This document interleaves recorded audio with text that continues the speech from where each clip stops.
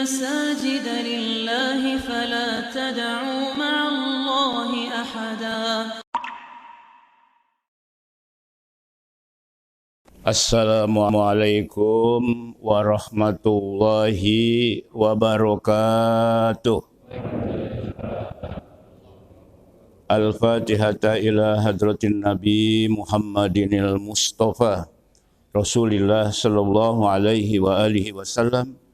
Summa ila arwahi ashabi Rasulillahi ajma'in. Summa ila arwahi awliya'i wassalihin. Summa ila arwahi arba'atil mujtahidin wal ulama'il amilin. Summa ila ruhi khususan al-muallif hadzal kitab Mukhtarul Ahadisin Nabawiyah wal waqib Masjid Al-Muhajirin. Summa ila arwahi masyayikhina fid din. Summa ila arwahi walidina wa walidikum wa amwatina wa amwatikum. Anna Allah yataghashshahum birrahmati wal maghfirah wa ila hadratin nabi lahum al-fatihah. A'udzu billahi minasy syaithanir rajim. Bismillahirrahmanirrahim. Alhamdulillahi rabbil alamin. Ar-Rahmanir Rahim. Maliki yaumiddin. Iyyaka na'budu wa iyyaka nasta'in. Ihdinas siratal mustaqim. Siratal ladzina an'amta 'alaihim ghairil maghdubi 'alaihim waladdallin. Amin. Bismillahirrahmanirrahim. Alhamdulillahi rabbil alamin.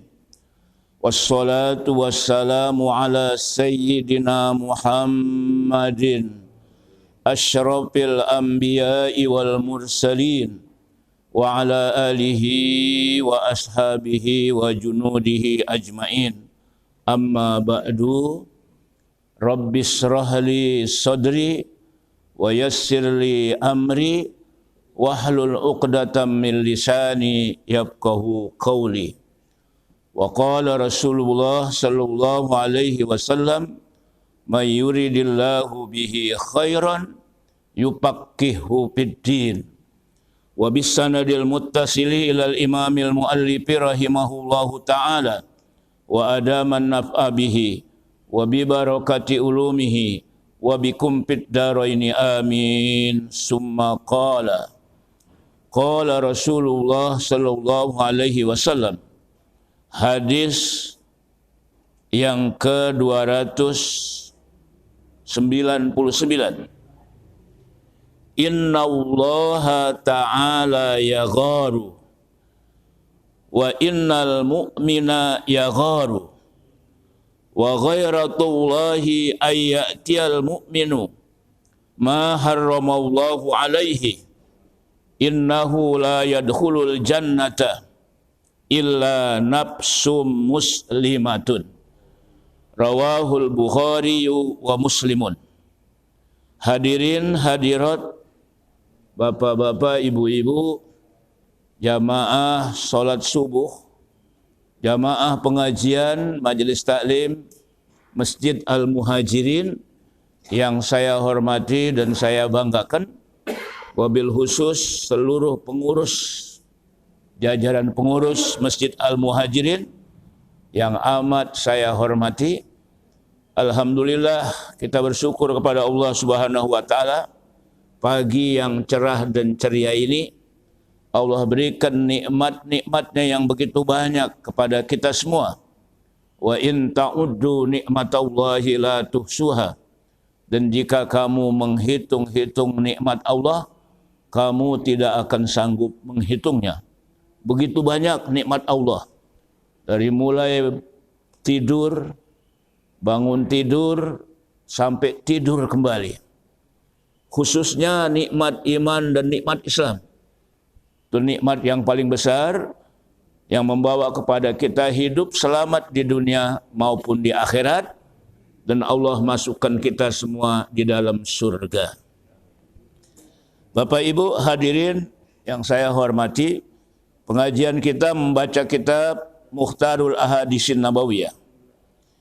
Hadis yang ke-298. 29, maaf. 99. Hadis yang ke-299. Sebelumnya saya ingin menyampaikan tentang ayat yang saya bacakan pada muqaddimah pengajian ini. Apa itu?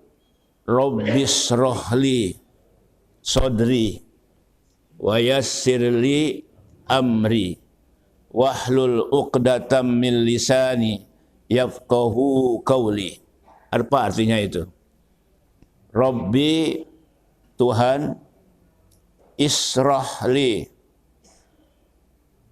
bukakanlah ya, sodri, dadaku, bersihkanlah dari penyakit-penyakit yang berbahaya. Rabbis rohli, ya, lapangkanlah dadaku. Rabbis rohli, sodri, sodri itu artinya dadaku. Rabbis rohli sodri, wa yassirli, dan mudahkanlah aku amri, urusanku. Kira-kira yang hadir pada punya urusan enggak? Urusan apa? Urusan keluarga, urusan masyarakat, problem keluarga, problem masyarakat, terutama juga problem ekonomi. Semuanya itu problem yang hidup di dunia. Karena memang hidup di dunia itu tidak sunyi daripada problem, dari masalah. Namanya hidup di dunia. Yang penting kita mampu untuk menghadapinya. Oleh karena itu, wa yassirli umuri, mudahkanlah ya Allah urusanku. Wahlul uqdatam min lisani, longgarkanlah ya ikatan-ikatan yang ada di lidahku. Jadi lidah susah zikir, lidah susah bicara yang benar, lidah susah benar gitu ngucapinnya itu. Kita minta supaya lidah kita ini mudah, gampang, tidak tersekat dengan ikatan-ikatan, sehingga sulit ngomong. Tapi saya lihat nih yang hadir semuanya pada pintar ngomong. Wahlul uqdatam min lisani yafqahu qawli, sehingga mereka memahami perkataanku, sehingga mereka mengerti apa yang aku katakan. Termasuk saya sebagai pengisi pengajian, sebagai guru, ucapan saya bisa dipaham dan dimengerti oleh para jamaah. Jamaah ngerti nggak kalau yang saya sampaikan? Alhamdulillah. Ini semua pada sehat? Kantongnya sehat? Rahasia ya. Hadis yang ke-299, Rasulullah sallallahu alaihi wasallam bersabda, Innallaha ta'ala yagharu, sesungguhnya bahwa Allah subhanahu wa ta'ala cemburu. Yaghar itu artinya cemburu. Yang hadir semua pernah enggak cemburu? Udah akhir-akhir nenek-nenek masih cemburu enggak? Waduh, setia benar ya. Jadi Allah juga yaghar, cemburu. Wa innal mu'mina yagharu, sesungguhnya dan sesungguhnya orang yang beriman juga cemburu. Wa ghairatullahi, dan cemburunya Allah, ayyatiyal mu'minu, bahwasanya mengamalkan atau berbuat oleh orang yang beriman, ma harramallahu alaihi, apa yang diharamkan oleh Allah subhanahu wa ta'ala atasnya. Innahu, sesungguhnya orang yang beriman, yang melaksanakan, berbuat, mengamalkan apa yang diharamkan oleh Allah atasnya, la yadkhulul jannata, tidak masuk surga. Nah, oleh karena itu hadis ini memberikan penjelasan tentang Allah Maha Pengasih, Allah Maha Penyayang. Sehingga bila Allah melihat bahwa hambanya itu melakukan penyimpangan. Jadi Allah cemburu. Kayak kita kan punya cemburu. Pasangan kita ada hal-hal yang nyerempet-nyerempet. Kira-kira cemburu nggak? Aki-aki mesti cemburu ya. Kalau sekarang sih udah bukan cemburu kita ini, sayang. Udah sayang. Walaupun udah peot, gigi udah ompong, pendengaran kurang, jalannya juga kurang lancar. Kadang-kadang kalau ngomong sedikit-sedikit gemeter. Meluang, asam urat. Ya, namanya udah tua, itu udah ada tanda-tanda kematian. Ayat-ayatul maut. Ya. Nah oleh karena itu Allah juga cemburu. Orang yang beriman juga cemburu. Orang yang melakukan sesuatu yang tidak baik, anak kita, keluarga kita, atau sahabat kita, saudara kita, melakukan penyimpangan, kita cemburu. Kenapa dia melakukan penyimpangan itu? Kok dia pinjam penjol? Apa itu penjol? Pinjaman onjol. Ya. Kok dia bergaul bebas? Kok dia sebagai orang yang beriman, hatinya tidak ikhlas? Kata-katanya menyinggung perasaan orang, sehingga orang mendengarnya sakit hatinya. Bagai diiris dengan sembilu. Padahal dia sholat, zikir, ibadah. Tetapi akhlaknya masih tidak mencerminkan akhlak yang baik. Sama tetangga nggak akur. Kadang-kadang malam pindahin patok. Ini bukan di daerah sini, bukan di daerah lain. Hah? Udah susah sekarang ya. Udah masing-masing udah disekat ya. Padahal dia orang yang beriman, kita cemburu melihatnya. Atau dia udah haji, kemudian pakaiannya juga haji, tapi suatu saat melakukan penyimpangan, kita cemburu. Cemburu. Allah aja cemburu. Wa ghairatullah, cemburunya Allah, ayyatiyal mu'minu, bahwa orang yang beriman itu berbuat atau datang ma harramallahu alaihi, apa yang diharamkan oleh Allah, yang dilarang oleh Allah, dia masih melakukannya. Ya, disuruh ngaji, janji melulu. Ntar deh, besok deh.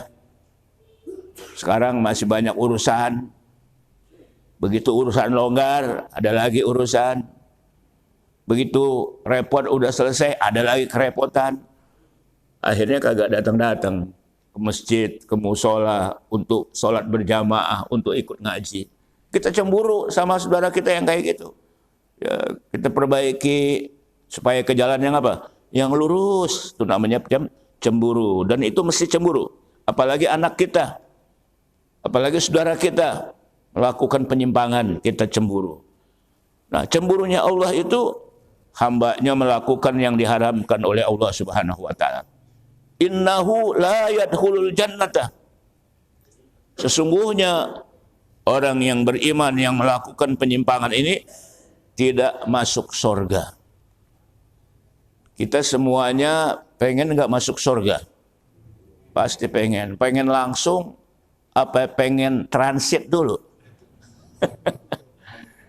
Tapi saya lihat sih semuanya ini nggak transit dulu nih, langsung. Apalagi begitu masuk surga, udah punya nomor passwordnya. 44342. Jangan lupa itu. Ya, passwordnya. Kemudian syahadat asyhadu an la ilaha illallah wa asyhadu anna muhammadar rasulullah. Itu merupakan kunci yang tidak boleh lepas dari diri kita. Sehingga remote kita itu kita selalu bawa. Waktu pas masuk surga, diputer, dipencet nomornya 4432, salah ya? 42. Langsung terbuka pintu surga.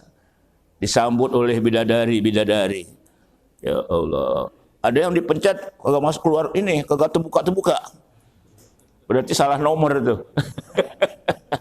Kenapa salah nomor? Sholat subuhnya kesiangan melulu. Ya Allah, ya Rasulullah. Nah, kemudian illa kecuali yang selamat, yang masuk surga, nafsun muslimatun. Jiwa yang selamat. Muslimah itu artinya yang selamat sebetulnya, yang sejahtera. Nafsun itu diri kita ini. Nafsum muslimah, diri jiwa yang selamat, bersih daripada dosa dan kesalahan. Baik dosa kepada Allah maupun dosa kepada sesama manusia. Kalau dosa kepada Allah, bertobat, langsung diterima tobat kita. Tapi yang sulit, dosa kepada sesama manusia. Kenapa? Harus kita minta maaf kepada orang yang kita sakiti. Minta maaf kepada orang yang kita rugikan. Kalau tidak, nanti di akhirat akan digugat, akan diadili, akan dimintai pertanggungan jawabnya. Kenapa? Karena sesama muslim melakukan satu kesalahan, bikin sakit hati orang, baik dengan omongannya, dengan kelakuannya, itu lebih berat. Makanya kita dengan adanya majelis taklim, kumpul subuh, hari Ahad, satu dengan yang lainnya, hendaknya saling memaafkan. Terutama tetangga yang dekat rumahnya, teman pergaulan, saling memaafkan. Nah itulah kita sebagai seorang muslim yang selamat, sehingga kita masuk surga dimudahkan oleh Allah Subhanahu wa taala. Rawahul Bukhari wa Muslimun. Hadis riwayat Imam Bukhari dan Imam Muslim. An Abi Hurairah. Hadis ini dari Abu Hurairah radhiyallahu anhu. Hadis yang ke-299. Udah paham ini hadis? Bisa ngamalin? Insya Allah. Sekarang hadis yang berikutnya. Ke-300. Qala Rasulullah sallallahu alaihi wasallam.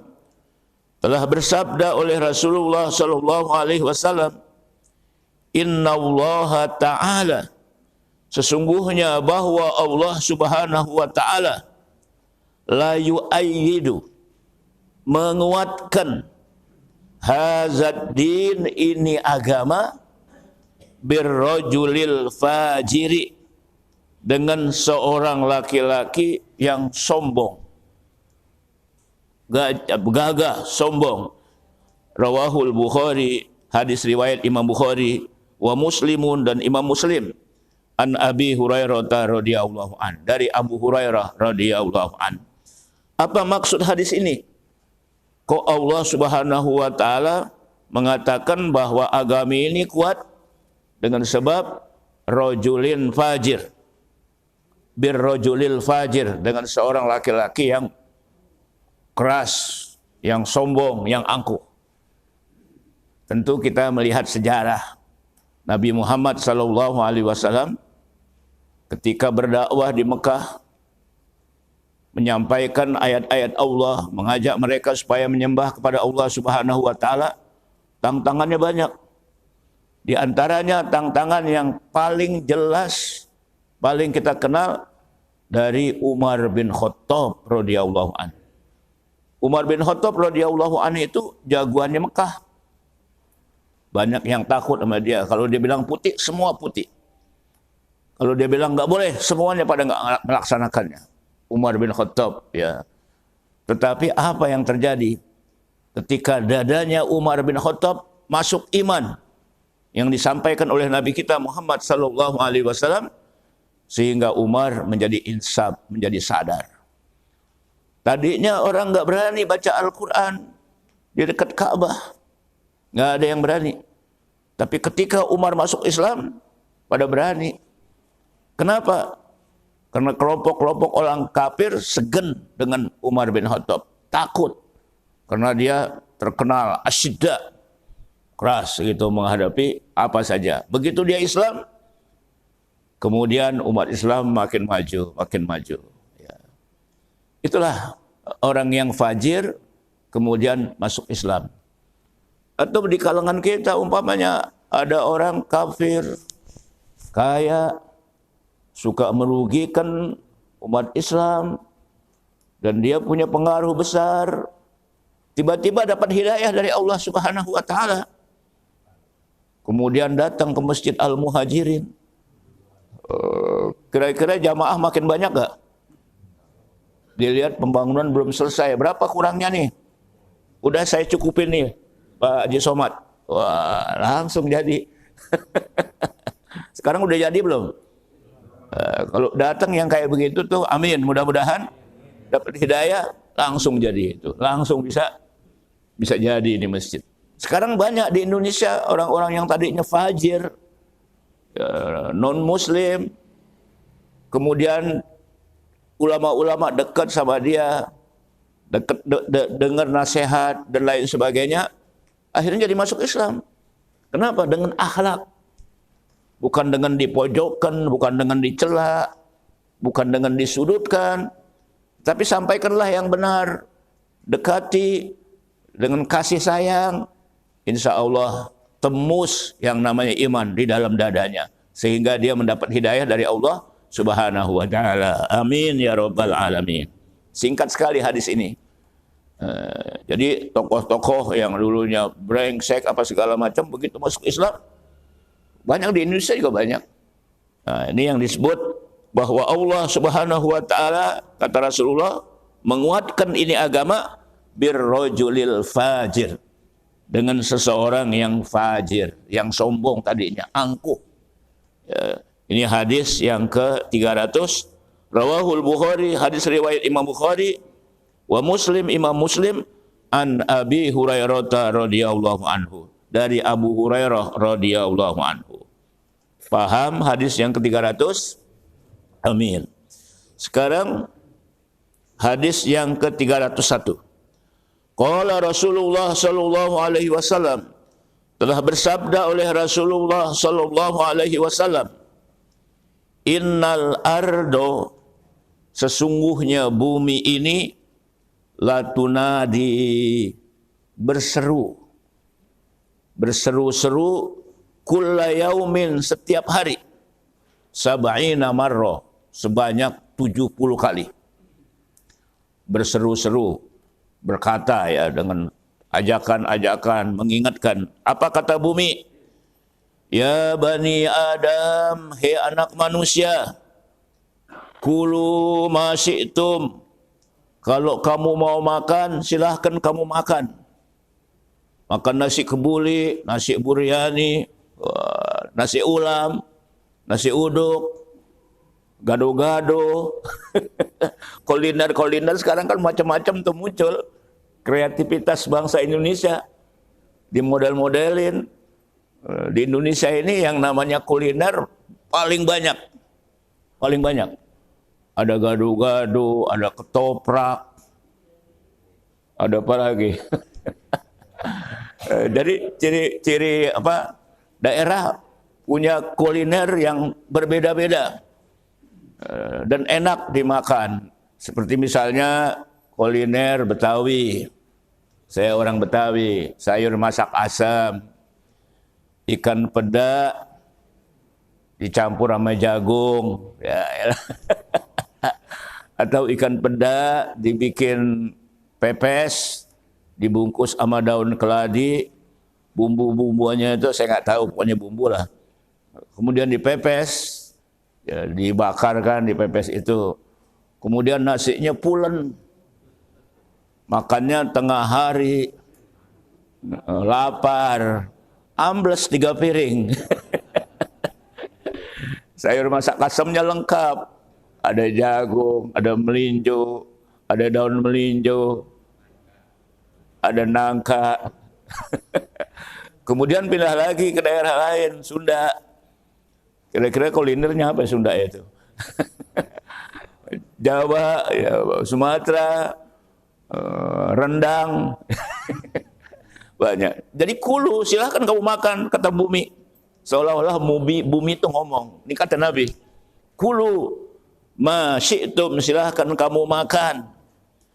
Wastahaitum, kamu bersedap-sedap, bersenang-senang. Tiap hari Minggu kita makan di mana nih ya? Kita makan di puncak. Minggu besok lagi makan di Singapura. Minggu besok lagi sarapan di Malaysia. Minggu besok lagi Mindo di mana? Jadi makan mulu yang dipikirin sehari. Kemudian bangun tidur, habis sholat subuh, kemudian ntar pulang dari sini nasi goreng.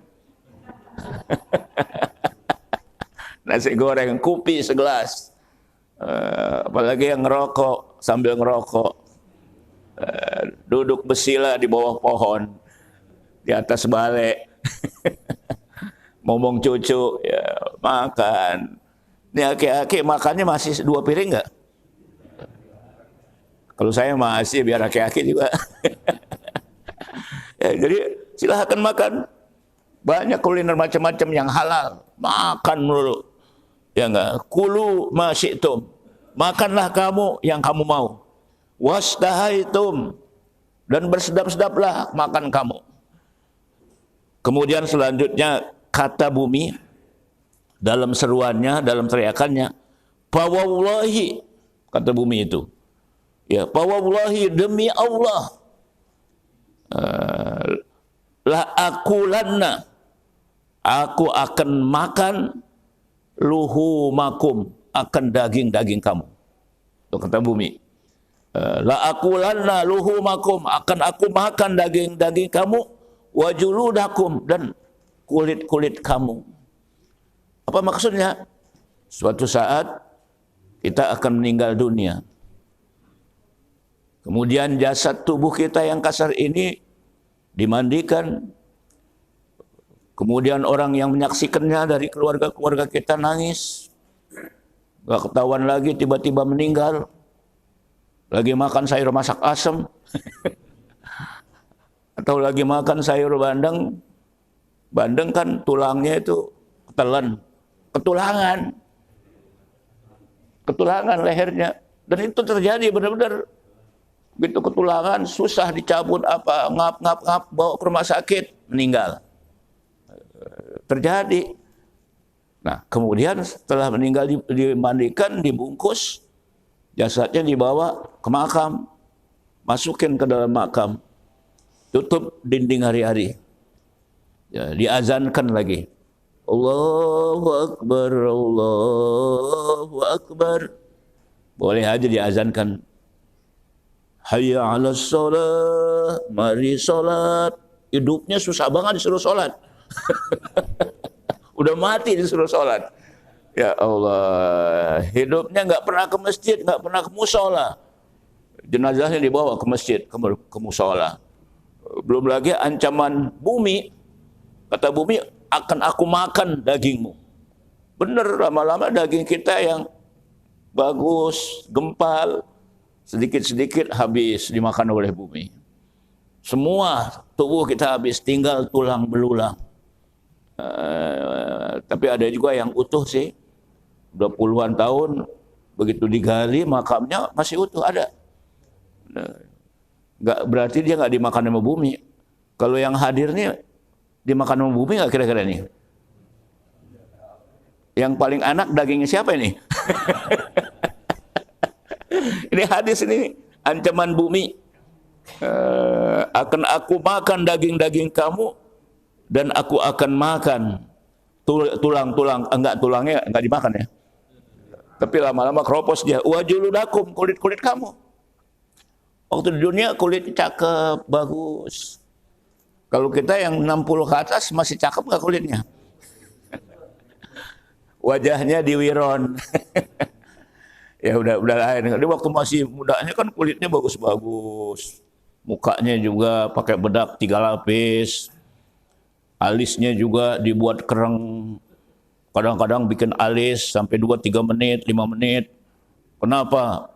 Alis itu kagak lurus, digosok lagi. Nggak lurus, digosok lagi. Itu dulu. Sekarang masih begitu nggak? Nenek-nenek masih pakai alis nggak?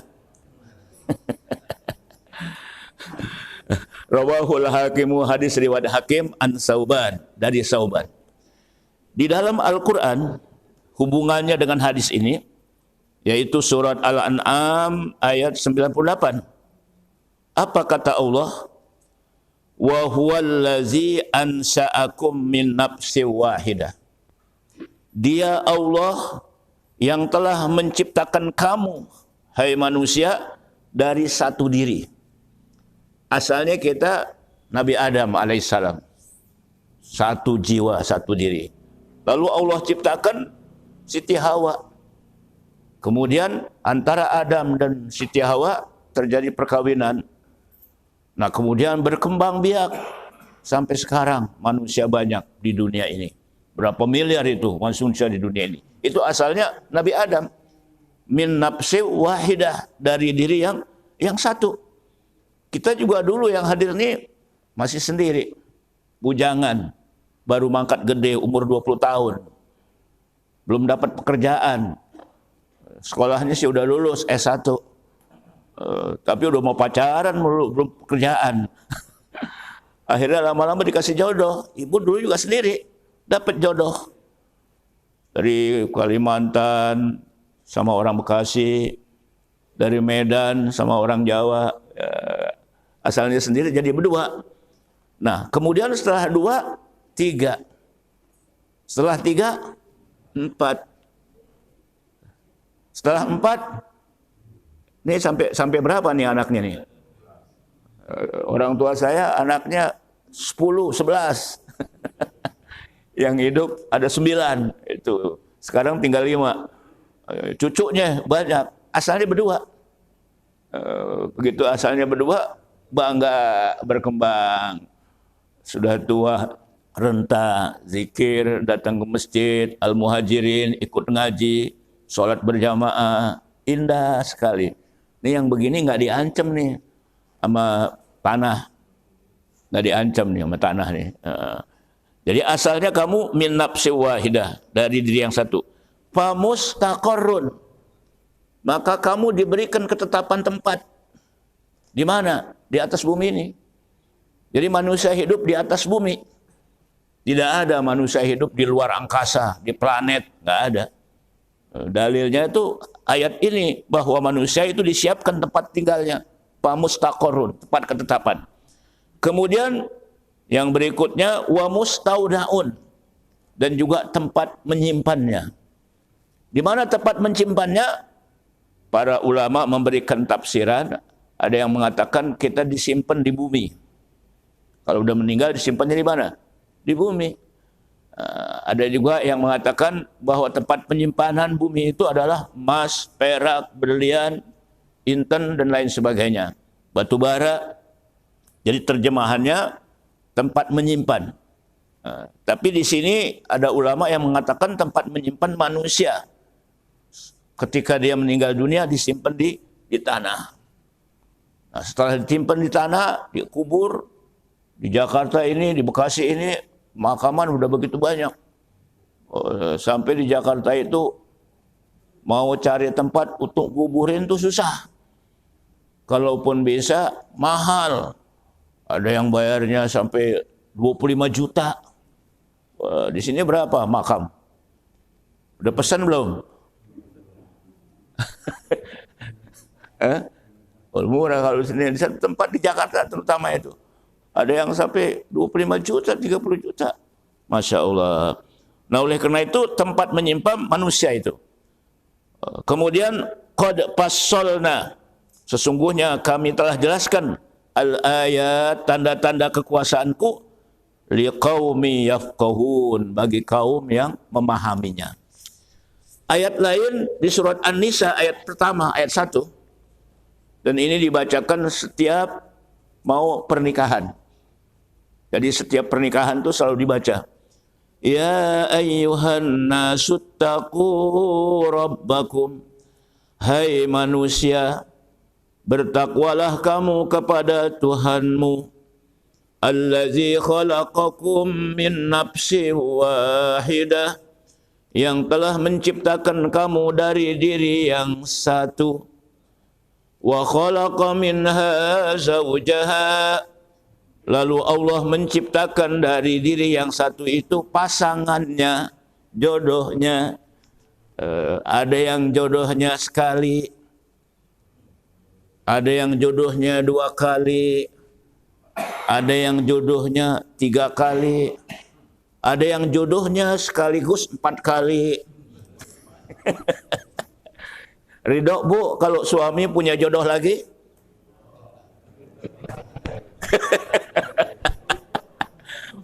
Berarti normal itu ibu. Normal, dia nggak mau. Semua itu perempuan nggak mau. Kecuali kalau terpaksa Pak ya. Nggak adil. Nggak adil ya. Pankihu ma tobalakum minan nisa. Nikahilah oleh kamu, wahai laki-laki, perempuan yang kamu pandang suka. Masna, starnya itu 2. Starnya 2. Ini Quran nih. Quran, boleh ngamalin nih Quran. Tapi belum selesai. Nggak sampai sini. Masna 2. Wasulasa atau 3. Waruba atau 4. Sampai situ Quran. Tapi ada ujungnya. Fa in khiftum alla ta'dilu fawahidah. Kalau kamu takut tidak bisa berlaku adil, 1 saja. Ini kira-kira yang hadir potongannya bisa adil nggak ya? Ada yang bilang cobain dulu. Tapi Quran belum mengingatkan, fa in khiftum alla ta'dilu fawahidah. Kalau kamu tidak bisa berlaku adil, cukup 1 saja. Makanya saya dari dulu sampai sekarang istri saya cuma 1. Hidup yang punya istrinya 1. Tapi yang 2 jangan tersinggung. Itu udah jodohnya 2. Jangan nekat. Jangan nekat, bisa berantakan itu. Iya, karena mau sama kita walaupun sudah aki-aki sama janda yang muda, walaupun aki-aki tertarik, jandanya juga sebenarnya nggak tertarik karena aki-akinya kaya. Tertarik. Kira-kira begitulah. Nah, makanya ayat Al-Quran mengatakan wa khalaqa minha zaujaha, dan Allah ciptakan dari diri yang satu pasangannya. Wa bassa minhuma, dari pasangan itu berkembang biak. Ya, rijalan katsira wa nisaa, anaknya yang laki-laki dan anaknya yang perempuan dari pasangan 2 itu, dari satu pasangan. Wattaqullah, dan bertakwalah kamu kepada Allah. Allazi tasaaluna bihi wal arham, yang kamu minta. Ini orang-orang Arab biasanya kalau dia minta kepada Allah, terutama minta kepada sesama manusia pertolongan, bantu, pakai atas nama Allah, ya. Wallazina tasaalu, ya, wattaqullaha allazi tasaalu nabihi wal arham. Dan bertakwalah kepada Allah yang kamu minta atas nama Allah, wal arham. Kemudian kasih sayang, ya, silaturahim. Innallaha kana 'alaikum raqiba. Sesungguhnya Allah atas kamu itu selalu memantau. Jadi CCTV-nya Allah itu luar biasa. Sampai ke tempat yang tersembunyi pasti terus terpantau. Itu raqiba. Raqiba itu artinya kayak sekarang CCTV lah. Masjid punya CCTV enggak? Biasanya masjid punya CCTV dekat pintu. Kenapa? Ada motor. Motor sering banget hilang itu. Di sini pernah nggak hilang? Mobil. Saya aja pernah mobil saya hilang. Lagi ngajar di masjid. Dan udah 4 tahun. Begitu 4 tahun keempatnya hilang. Alhamdulillah. Gak apa-apa lah. Itu memang sudah rezeki yang kalau yang ngambil kebetulan dia perlu, misalnya anaknya sakit rumah sakit untuk nebus, ikhlasin aja. Tapi alhamdulillah ada gantinya. Nah, itulah saudara-saudara dalam kehidupan. Kenapa?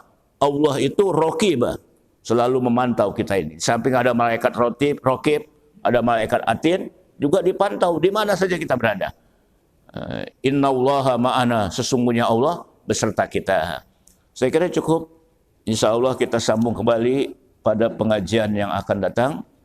Dan sekarang ini kan subuhnya jam 4 apa 5 menit? 5 menit. Jam 4 5 menit.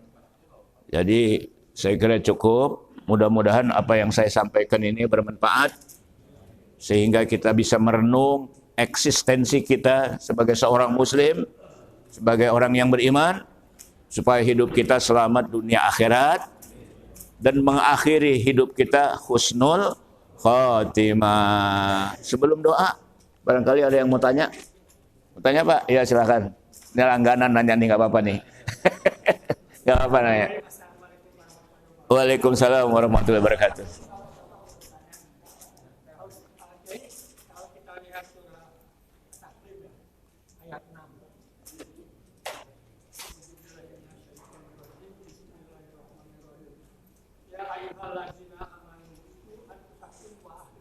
Naro. Di situ kalau kita terjemahkan bahwa seorang ayah harus melindungi anaknya, keluarganya dari Api neraka. Nah, bagaimana kalau seorang ayah yang mendidikan anaknya pilih agama Oh iya. bisa menikah? Karena menurut beliau semua agama itu benar. Dan semua agama itu datangnya dari Allah Subhanahu wa Ta'ala. Tanya saya, apakah si bapaknya akan kena azab dan juga istrinya?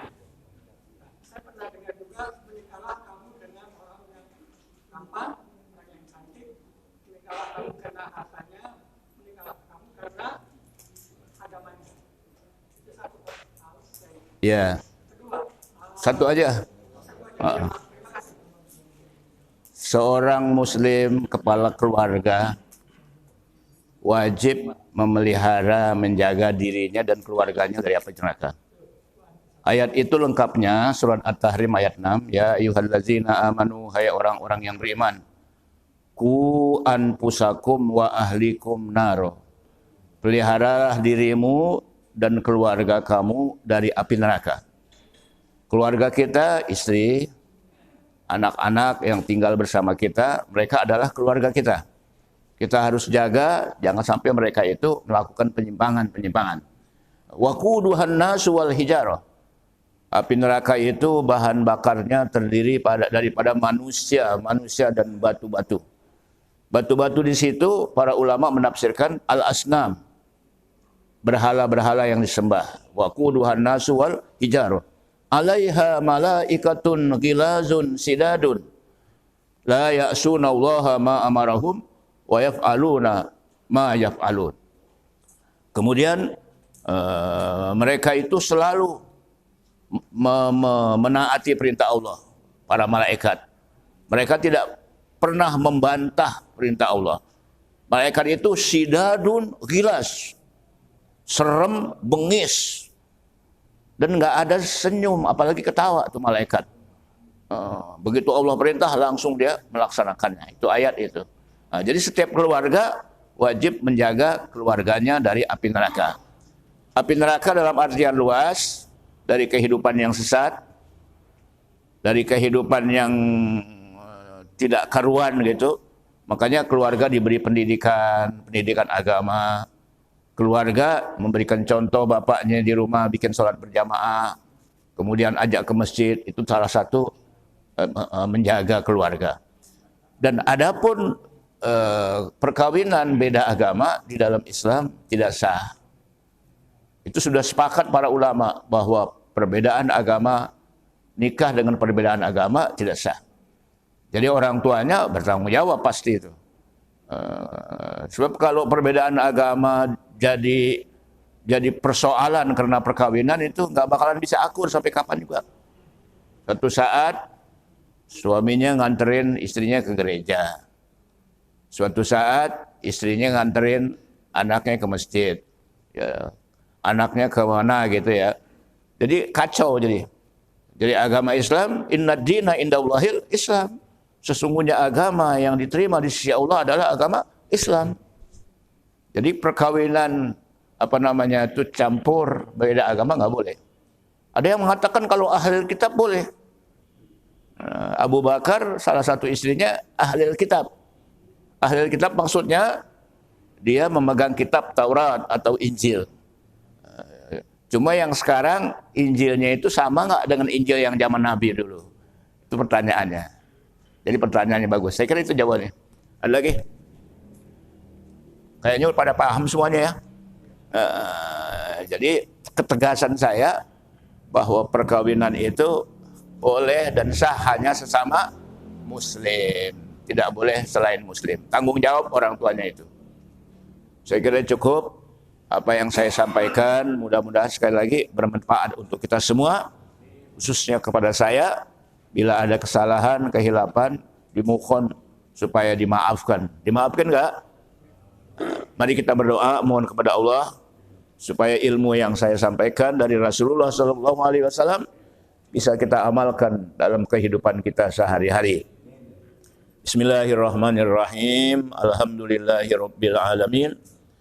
Allahumma shalli ala sayyidina Muhammad wa ala ali sayyidina Muhammad. Rabbana anfa'na bima 'allamtana. Rabbi 'allimna allazi yanfa'una. Rabbi faqihna wa faqih ahlana wa qarabatin lana fi dinina ma'a ahlil kutri unsa wa zakar wa sallallahu ala sayyidina Muhammad wa alihi wa sahbihi wa sallam walhamdulillahi rabbil alamin. Wa annal masajida lillahi fala tad'u ma'allahi ahada.